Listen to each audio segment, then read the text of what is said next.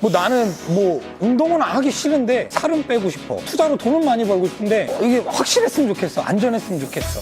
그거는 그러니까 좀 생각의 패러다임을 바꿀 필요가 있어요. 그러니까 뭔가 내가 들이는 노력, 위험을 감수하는 거, 대비 얻는 거를 같다고 좀 생각을 하는 게 필요해요. 오씨. 오, 간다. 씨. 진진을 잡수셨습니까? 스타트업 잡수예요.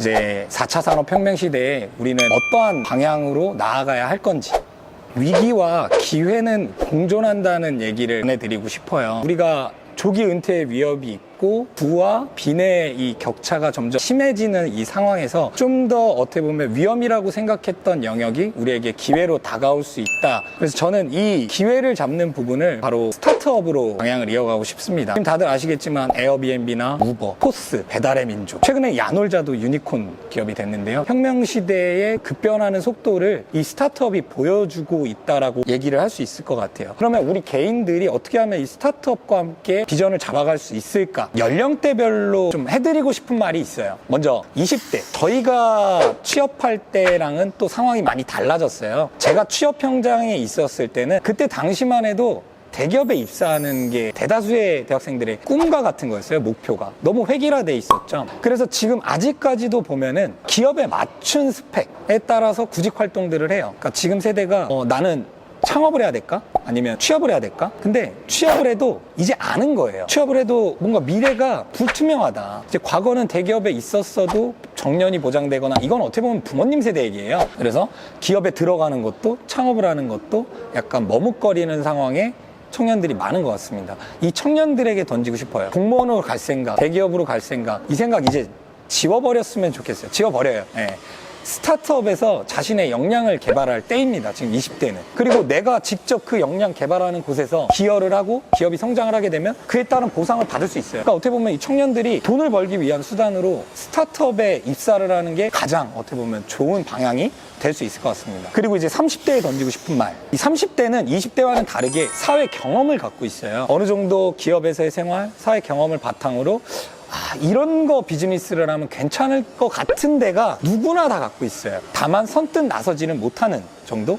하지만 이 30대가 스타트업에서 어떤 리더 역할을 갖고 가기에는 가장 좋은 시점인 것 같습니다. 30대는 이 스타트업에서 어떤 지분을 갖고 있으면서 파트너의 개념으로 사업, 준사업 역할에 있는 경우가 상당히 저는 좋은 방향성이라고 생각을 하고, 좀 직접 가기는 어렵다. 나는 그냥 지금 내 직업이 좋다 라고 하면은 좀 전에 말씀드렸던 스타트업을 투자하는 방향을 부차적으로 이어가신다면 설사 AI로 내 일자리가, 내 직장이 위협받게 되더라도 대체할 수 있는 구간을 다른 창업가에게 투자를 했기 때문에 리스크 헤지 역할을 할 수 있을 것 같습니다. 그리고 이제 40대 이상 분들은 스타트업에서 뭔가 일을 하고 창업을 하기에는 리스크가 너무 커요. 가정도 있고 뭐 자녀도 있을 수 있고. 그래서 저는 좀 더 투자 쪽에 권장을 드리고 싶어요. 그간 쌓아왔던 자산 현황이 있을 수 있고, 지금 뭐 은행 가봐야 너무 저금리이기 때문에 이거 답이 안 나요. 물가 상승률도 대체를 못해요. 그리고 부동산은 지금 트렌드를 봐서도 알겠지만 정부 규제 극심해졌고, 서울부터 해서 수도권 집값들이 이제 많이 하향세를 걷기 시작을 했습니다.